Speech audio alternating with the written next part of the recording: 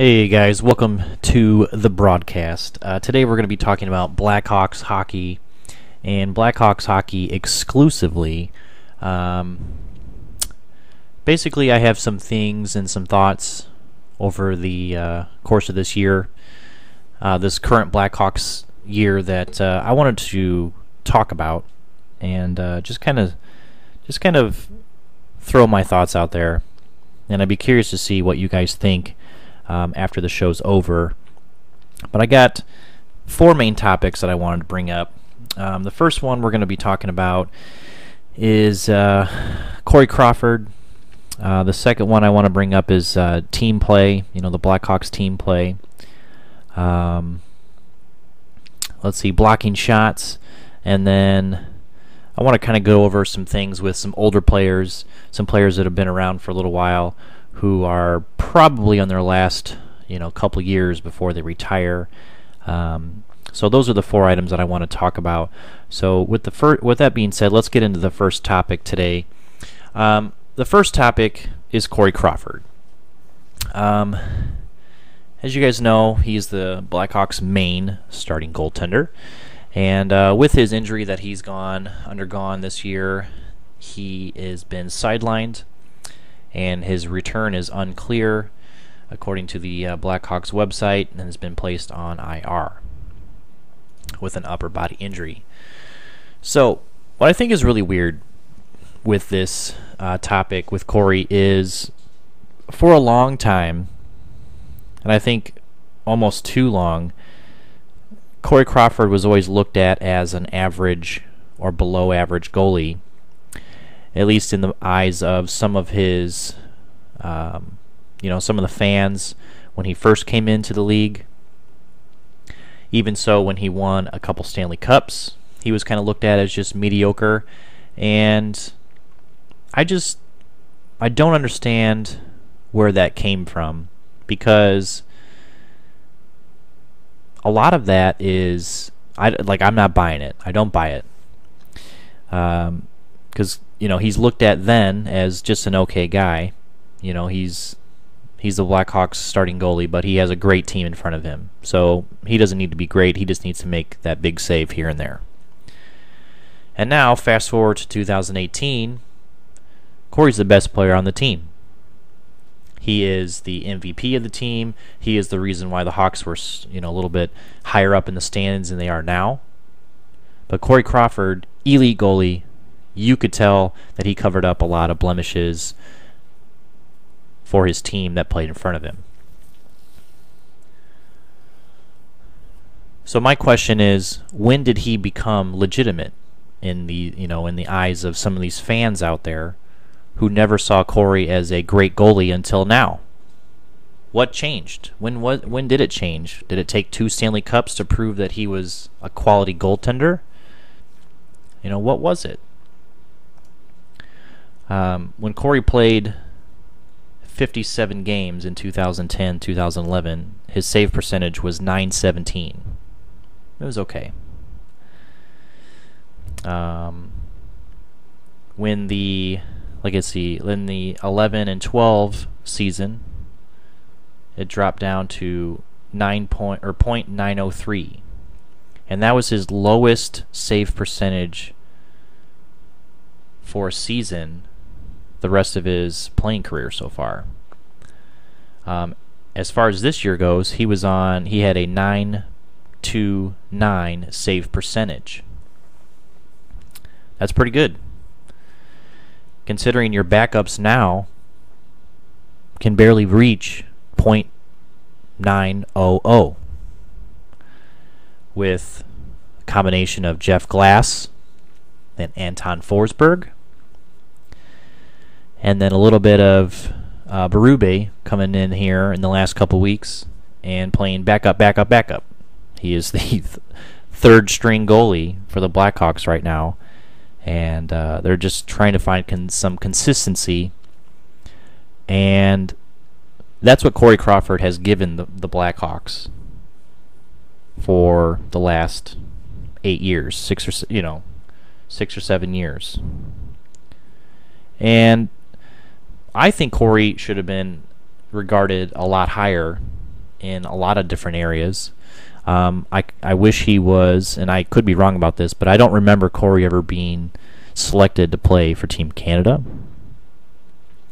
even amidst all his, the 2 championships that he won. He was never really high up there on the list when it came to what the NHL and what goalies they wanted to talk about. Corey was always just kind of on the back burner. And I've always looked at him as a great goalie. And yeah, we have a little bit of a Chicago bias here because he does play for our Blackhawks. But if you look at him and some other goalies, for as long as they've been with the Hawks, Corey has been the most consistent. I think, if you want to look at someone who is just an average goaltender, in my book, you have Antti Niemi.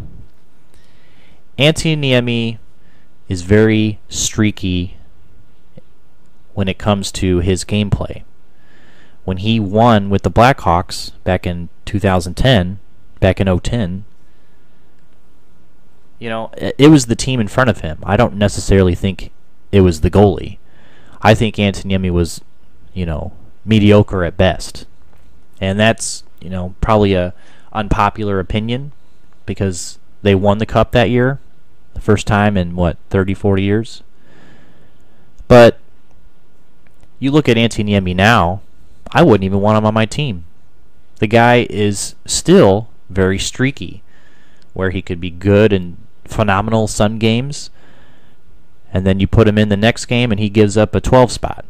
I mean, you really have to look, the last couple teams he's played on, he's either been the backup or the starter that gets pulled a lot. And you never got that with Corey, with him being on this team. If you look at the last, 4 years that Corey's been on the team, he's won 30 games or more. That's a huge number. That's a huge number for them. And I don't see where these Blackhawks fans, when the tide turned for them. When was it, when was Corey regarded as one of the main, the main core? I always kind of felt that a lot of fans put Corey in the back seat. And I was never a fan of that.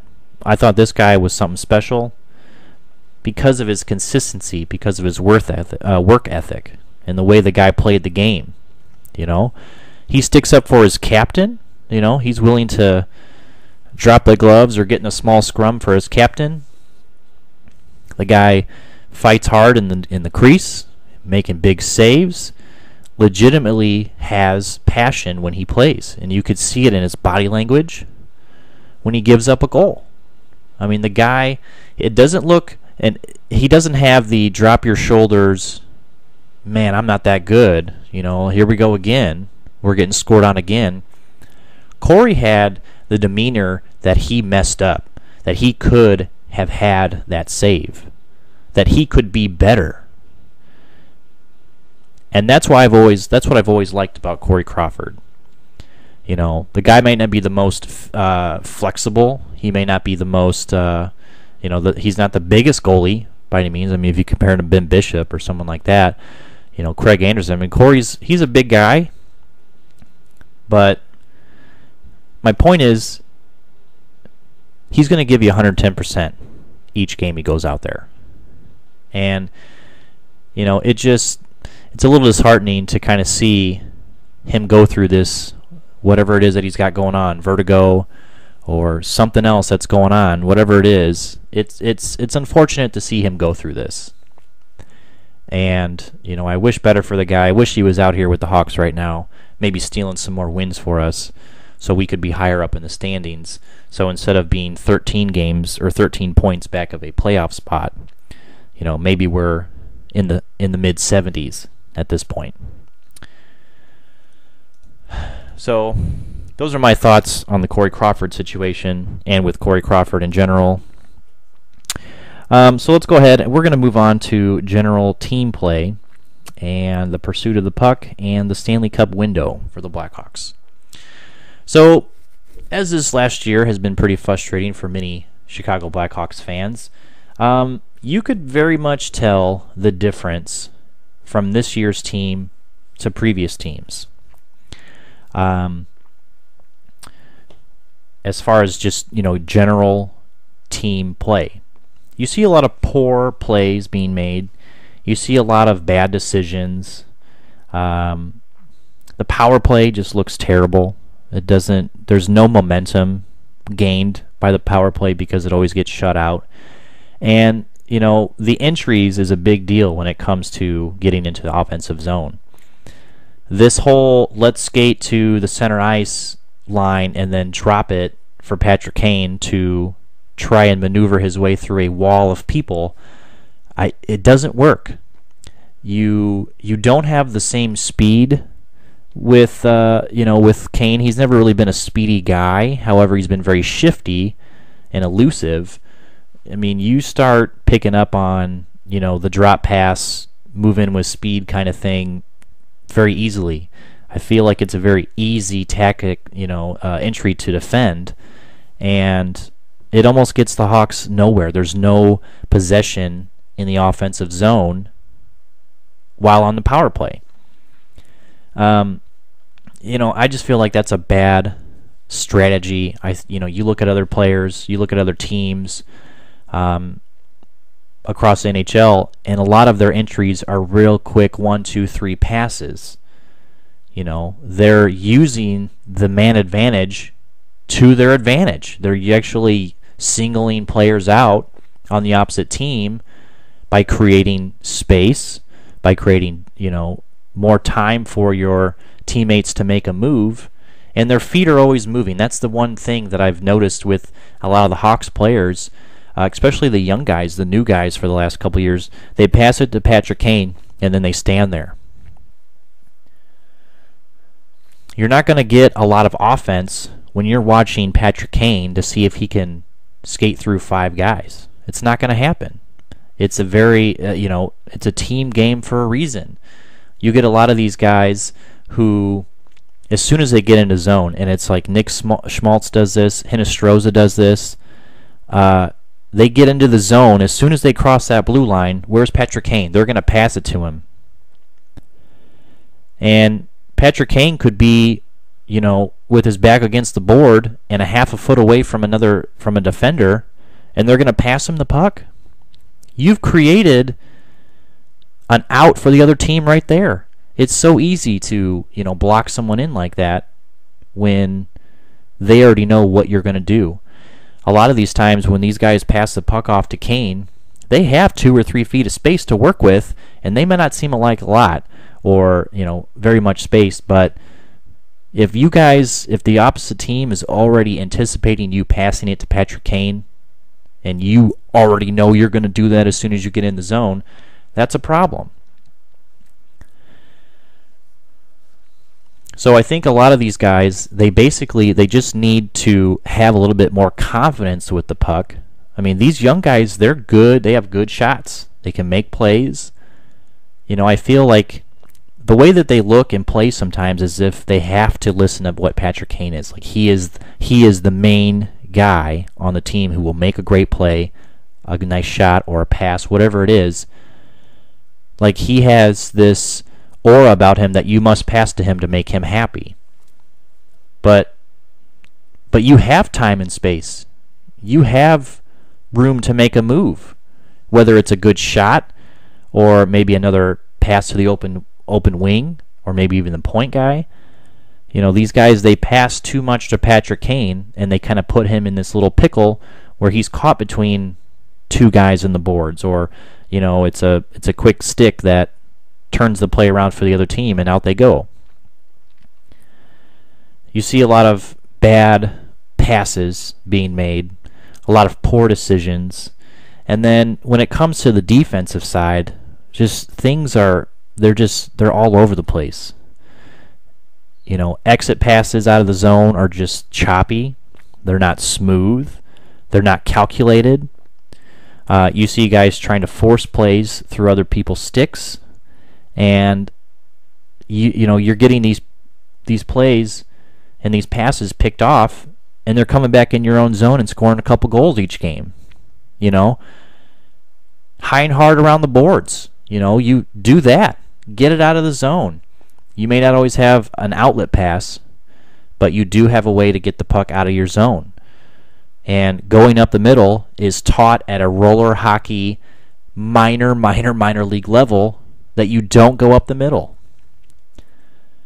The only time you would go up the middle is if all those guys, literally, your opposite team, there's no one around you, or you legitimately have a clear space in front of you to pass that puck up the middle. But even then, don't do it. Go high around the boards. Take that puck, throw it into the glass. If it hits some dude in the head as it's coming around, let it be. They always, the next time that guy won't be there, because he remembers how that hurt when it came around the glass and hit him in the face. You have to get these pucks out of the zone, and passing the puck to the opposite team almost willingly is it's not the way to go. There's a lot of guys who are very soft on the puck right now too. There's all this talk about physicality being taken out of the NHL, and every night before I go to bed, I'll watch the recaps from each game. There's some hard hits going on.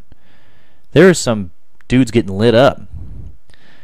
HockeyFights.com is around for a reason. There is still physicality in the NHL. And these guys who have the body size, who are big dudes, they're not using their body to their advantage. You can stuff someone with speed with the right position and a good hard body check. You don't even have to be a big guy to do it. There's just too many players on this team who are soft on the puck, and it's disgusting. I don't like watching it. Keith and Seabrook, part of their problem, is their age, and we'll talk about that here in the next coming segment in a little bit, but good grief. These young guys who are fast, you don't have to be a big guy to disrupt a play. You just have to get someone's face, get in someone's way, stick check them, get the puck off their stick, maybe give them a little bump. They'll fall over with the right, maybe momentum or whatever it is. You don't have to be a big guy to take someone off the puck when it comes to trying to play defense. And it always doesn't have to end with a big, solid body check. Just a nudge to get these guys off their momentum is almost enough sometimes. Or a little stick check to get the puck out of reach so they can't make that play. The defense it's not what it was, over the last few years. And it comes with, I feel, a lack of physicality, and then just a lack of, smart decision making. That's poor decisions are being made, and it's costing the Hawks in these turnovers. And you see it almost every game. And it's not just from the young guys, it's from the older guys too. The other day on the LA Kings game, Duncan Keith was probably on ice for all three of the goals that the Kings scored. And two of them were him. If I remember right, two of those were him just messing up, just passing to guys or just making bad plays. And yeah, I understand that sometimes the puck will fall off your stick, or you'll hit a bump in the ice and the bounce doesn't go your way. But I've seen smart plays made by really good guys, and it just seems like that thought process is gone with some of these Hawks players. So next, the pursuit of the puck. I think that also comes along with a little bit of your defensive play and also offensive too. To want to have the puck on your stick, it's a big deal. Time of possession in the NHL is a big deal. If you have the puck, those guys aren't going to score on you. The Hawks' pursuit of the puck is not apparent in any of these games. You watch the teams like Pittsburgh, like the Pittsburgh Penguins, the Tampa Bay Lightning, the New Jersey Devils, the Vegas Knights, the expansion team of the NHL this year. These guys these teams, these guys on these teams, they all want the puck. They're going after the puck 110%. If you have it, they're going to go steal it from you. They're going to go knock you off the puck so they can have it. They're going to intercept your pass because they want it more. These guys and these teams are what the Blackhawks used to be. The Blackhawks used to be a very good possession team. In years past, they were always lowest in body checks and body hits because the Hawks always had the puck. If you want to go get the Hawks or the puck from the Hawks, you had to go hit somebody and take it from him. The Hawks never, they were always the lowest teams, one of the lowest teams in body hits. Because when you have the puck, you're not going to go hit somebody. You're going to score goals. You're going to take the lead. And the pursuit of the puck for this team, it's not there. There's a lot of gliding around on the ice. There's a lot of guys who seem like they don't care. There's a lot of guys who are being overpaid, in my opinion, to play hockey. And they're big names. I mean, you got Jonathan Toews. You bring back Brandon Saad for Lord only knows why. Patrick Kane. He's trying. You could tell he's trying, but he's frustrated. You could tell he has no one to pass to. And again, that comes back to your team play. No one's moving their feet. No one's trying to get open. You see the frustration on some of these guys' face, and then the other players, they're just going through the motions. They know the season's over, and that sucks. Just because you've been around for a little while doesn't mean you get to slack off anymore just because the season's done. You're part of that problem. And the biggest thing for me, one of those players is Brandon Saad. Jonathan Toews. They're on the same line almost all year. They haven't done nothing.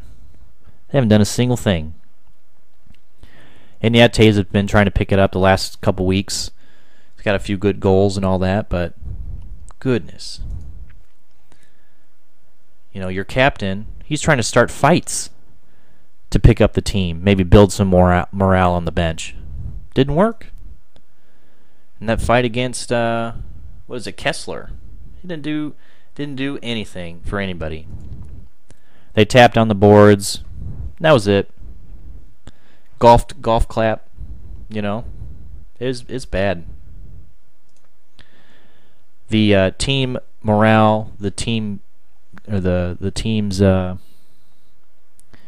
general play is off, and you can just tell. I mean, there's something going on with that it's not good. It's not good at all. So, all right, next topic is going to be your Stanley Cup window for the Blackhawks.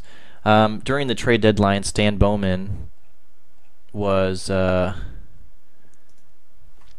he was asked about what are your thoughts on the Chicago Blackhawks playoff window? Has it closed? And when he was asked that question, he said, "No, I don't think there's a window. I don't really buy into that. I think your team has a chance to win every year or something like that." But he basically said he doesn't buy into the fact that there may be this Stanley Cup window that only comes around so often for your team to win.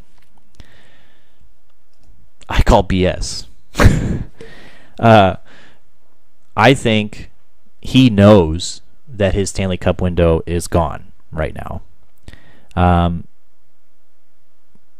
it all started, I think, last year in the playoffs for the Blackhawks. Obviously, they got swept by Nashville, barely scored a handful of goals, and they got swept in the first round. You can't walk into the playoffs and just think you're going to win. That was kind of the mentality that I got last year from watching these guys play. Nashville they're trying too hard. We should be winning already. I should just take a slap shot from center ice and it should go in. This is the playoffs. We're the Blackhawks. And the acquisitions that Stan made during the off season, he goes, we're going to change. This is unacceptable. We're going to make changes, and it's going to be a better year next year. You're kidding. You're kidding me big time. Why would you pick up a guy like Patrick Sharp? The guy's done. He's been done for the last 3 years. Because his name has nostalgic meaning? He won a Stanley Cup with us? Okay, cool. The guy has declined in production for a while. He's too slow. Yeah. He's not fast. Well, that's too slow. They're the same thing. He's too slow. He doesn't produce. He almost has no chemistry. He's stagnant back there, or on the on the wing there. The guy's not making any kind of production for me as a general manager or even a coach to want him to be on a line. But yet here he is, every other game or every game playing and not really doing anything. Get him out of here. Why would you bring him back? Nostalgia? Pfft, give me a break. So I think as far as the Stanley Cup window goes for the Blackhawks, yeah, I think it's over right now. I think it's going to be a few years. I feel like there's going to be big changes before that happens, in the respect of maybe your big core guys. I think you won't see anything maybe until after they're done. I genuinely think that. Yeah, we still have some great players on our team, but it's not the same as it was 2015. And that's only 3 years ago, but in the salary cap era, a lot can happen to your team in the off season. Part of me wishes that some of these guys would just take a hometown discount instead of trying to, take all this money. And I know that's easy for me to say, because if I were in those shoes, sure, I'll take more money. Who doesn't want more money? But in my eyes, when it comes to sports, you're there to win championships. You're there to represent your city, bring home some wonderful memories of great teams, dynasties. That's what people remember. They don't remember how much you got paid. They remember that goal you made in overtime, or that big check in the playoffs that knocked out the other team's best guy. Whatever it is, that's what we remember as fans. Not how much Jonathan Toews made in the 2015 Stanley Cup season. No one cares about that. I mean, they do to an extent, but as for me, I want to see Stanley Cups. Stanley Cup banners coming down from the rafters when I go to the game. Not, I'm the highest paid player in the NHL, or one of them. So, all right, moving on to the next topic. Blocking shots, and my Jordan Osterley teaching lesson. So, I don't know if you guys watched the game on, let's see, what's today? On Sunday afternoon. By the way, time of recording is Monday, March 5th, and we started at about 4:30 p.m. It is now 5:02. And if you guys watched the game on Sunday, the Blackhawks were in Anaheim. They're playing the Ducks. And one of the goals that went in, that was scored by the Ducks, I want to say maybe like second period, it was a shot from the point. And it was about shoulder high, maybe about chest high, depending on the camera angle, probably about chest high. And there was a battle in front of the net. I believe Forsberg was in net at that time. And there was a battle in front, and Osterley was one of the guys for the Hawks who was trying to maybe box out somebody. And as the shot came through, Osterley, at the last second, moves out of the way and dodges being hit by the puck.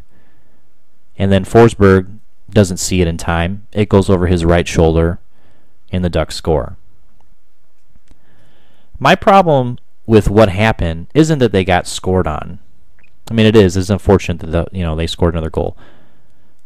But what bugged me the most was the way Jordan Osterley almost cowered out of the way of this shot. The guy is being paid $650,000 to play in the NHL. Okay? This guy is 25 years old. He's 6 foot, 183 pounds. You're making big time money, at least, comparatively speaking, to myself. You're making some big bucks to play a game that I love to play since I was 12. And you're not going to take a hit or try to block a shot. A wrist shot, of all things. Maybe I get a Chara slap shot, or maybe a Suter slap shot, or maybe Drew Doughty slap shot. Guys who can really bring it. I don't remember who took the shot, but I do remember it was a wrist shot from the point. He dodged it. You could tell from his body language he was legitimately afraid to get hit. And that bugs me a little bit. We had a guy that the Blackhawks shipped to the Arizona Coyotes. Nick Hjalmarsson. That dude would block shots all the time. He was fearless when it came to getting hit with a puck. That dude would block more shots than some of the goalies would in the game. And a wrist shot from the point, and Jordan Osterley is about 15, maybe 15 feet away from that shot when it's released. He cowered from it. He dodges, he kind of shifts his body to the right, so the puck goes in front of his chest, right over the shoulder of Anton Forsberg. Now, in my experience playing hockey, for the longest time I was a goaltender, so I had all the equipment on. I got it. I got hit all the time, every game, for like 16 years. Played goalie. Was getting hit all the time, right? Then a little while after that, after my goalie years were over, I started playing defense for my roller hockey teams and all that kind of stuff. And I understand that there's a big difference between amateurs playing roller hockey in Indiana and this professional ice hockey player who plays with the Chicago Blackhawks. I get the difference, at least from my perspective. But here's the thing. I had to pay to play hockey, and I was sacrificing my body. I have a broken hand from it. I got hit in the head, lacerated my ear a few times. I had my kidneys all jacked up. I've gone through some injuries that, I didn't need to go through. And I was paying to be a part of these leagues. I was trying to help my team to the next level. And, I feel like, you're a professional player. You're getting paid almost $1 million to play hockey. And you cower at the sight of a wrist shot 15 feet in front of you with ice hockey quality, professional quality gear, and you duck out of the way. I don't get it. I think Osterley is more of a puck mover, a puck moving defenseman, and that's fine. We had that in Brian Campbell, but Brian Campbell, he would block shots. He would get physical. I mean, I think Rod Brindamore remembers that hit. So I don't remember Osterley, and he's only been here for a short amount of time. He's not physical on the puck or on the body, and he sure as hell won't take a shot to the stomach or the feet or the shin pads or in the hip pads, whatever it is. He won't do it. He's scared of the puck. he's just weak when it comes to defense. And the spinorama that Corey Perry was able to do untouched while Jordan Osterley watched him, it was terrible. The guy didn't even put a body on him. He didn't try to stick check him. Corey Perry started to do a spin move, and Osterley was amazed. He was watching someone play NHL 18, and he was memorized. Corey Perry hit the RB button in the joystick, and Osterley froze. And that's what happened. And it's bad defense. It's poor recognition, and it's just bad. You know, we play in a non-contact league for hockey, but you still see guys trying to get in and interfere legally with a player who has the puck, who's trying to do sweet moves. You know, he's trying to dangle through the whole team. You best believe there's a couple guys out there who want to try and accidentally on purpose knock that guy over or steal a puck from him because they don't want to get shown up. So if you have guys who are at the most amateur of levels playing better defense than Jordan Osterley, there's a problem.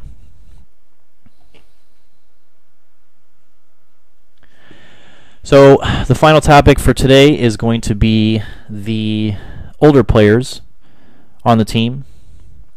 And let's just talk about some of those guys. Corey Crawford being one of them. He is 33. He has 10 years of hockey experience, professional hockey, and that's crazy that he's already 33. Marian Hossa, who is, I believe, 37. And then you have Duncan Keith and Brent Seabrook, who are both 33, 34. And you can tell that these guys, their miles have caught up to them. Their age has caught up to them. And, the glory days of the Blackhawks in, the last 8 years is over. What I think is, a good sign of the future, though, looking forward, are these young guys. Schmaltz, Hinostroza, you got DeBrincat, Connor Murphy to some extent. I still feel like he maybe needs some seasoning, but he's, in my eyes, I feel like he's, he has potential to be a solid defenseman. So with these guys that are getting older, and just these contracts that these guys have, and they're so, they have, all of them have a few more years still left, and they're declining. I'd be curious to see with Hossa, without his condition that he has going on, I'd be, curious to see how he's producing right now if he were playing. Because Hossa is at least 3 or 4 years older than all those guys. 5 or 6 at most, but he brought it. The guy was faster than most guys on the team, So what does that say about, is that something, is there a problem with the, conditioning? Is there a problem with off-ice training? What is it that is, causing some of our core guys to kind of decline a little bit as far as speed goes? Obviously, age is that's just a common sense thing. And these, also, a lot of these players, the core guys, have tons of miles on their feet, on their legs, from long seasons. I mean, you start playing hockey in September? And the years that they won, besides, 13, I think that was the shortened year, you're playing from October to June. That's a long time to play hockey. Along with practice, you got your preseason games, your regular season games, all that traveling. You got practice, and then you got playoffs. That's a whole other season. So, we get tired of working our 40 hours a week, and we look forward to those couple days off. Those guys, almost didn't have it. I don't know what it's like to put on gear every day and go out there and practice or play, because Lord knows I was tired after 2 hours of playing hockey once a week, every week. So, take that and multiply it by 100. I mean, it's nuts what these guys have done. But it stinks that you see that your guys that you grew up watching play just dominate the league are now on their tail end of their careers. And, it sucks.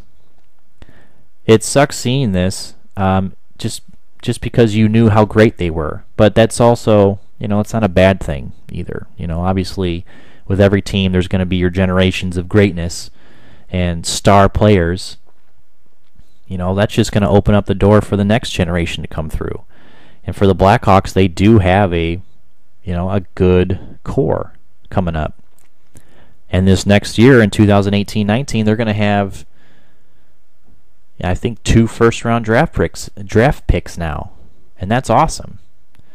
And they always don't make it. They always don't turn out like you want. But, I mean, if the Hawks could get someone like Connor McDavid in the next coming years, a player like him, you're back where you were almost. Maybe a few more guys, or maybe a star goalie, or something. Maybe Corey comes back and you're back to where you need to be again.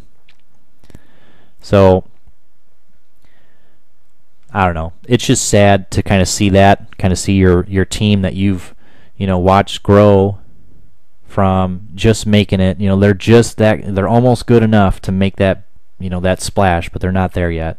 And then a few years later, they make that splash and they win that Stanley Cup, and then they're the team that everyone looks up to. And then you fast forward to now, where the Hawks are almost a laughingstock again in the NHL. It's tough to watch. But I remember back in the days in the early '90s, or actually late '90s, is where I really got into hockey. But those teams with Tony Amonte, Jeremy Roenick, in the late when the United Center was just opened, they had good guys, but they didn't have a good surrounding cast.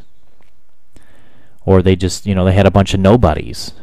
And I don't think that the Hawks have a bunch of nobodies. I just feel like the chemistry needs work. The LA Kings game, Coach Q came out with his big guns. The first line was Taves, Saad, and Kane. And then Seabrook and Keith were on the back end. These guys, it was like watching the 2015 Hawks again. I mean, the passes were clean, the plays were being made, shots were getting towards the net, defense was happening. And then, you had the newer guys, the guys who have been up for a few years. You had DeBrincat, Schmaltz, Hinostroza, all those guys on the lines after that. They had some good chemistry together. They had that AHL experience, that time together to build chemistry and play with each other. You kind of saw that translate in that LA Kings game. And then you can just foil my whole theory by watching the Anaheim Ducks game, and that's all out the window. But anyway, all right, guys, that's it for this podcast. We were talking Chicago Blackhawks hockey. If you guys agree or disagree with anything that I had to say today, leave a comment down below. I'd be curious to see what you think of the current status of the Blackhawks, going forward. What are your thoughts on Corey Crawford? Was he that good? Was he not good? And then, I'm just curious. Let me know what you guys think about the Blackhawks right now. It's definitely been a frustrating year. There's always next year, as the motto is from the Chicago Cubs. There's always next year. So thank you guys for listening. We will see you guys on the next podcast. Have a great day. I'm signing off. This is your host. My name is Steve, and we will see you on the next episode.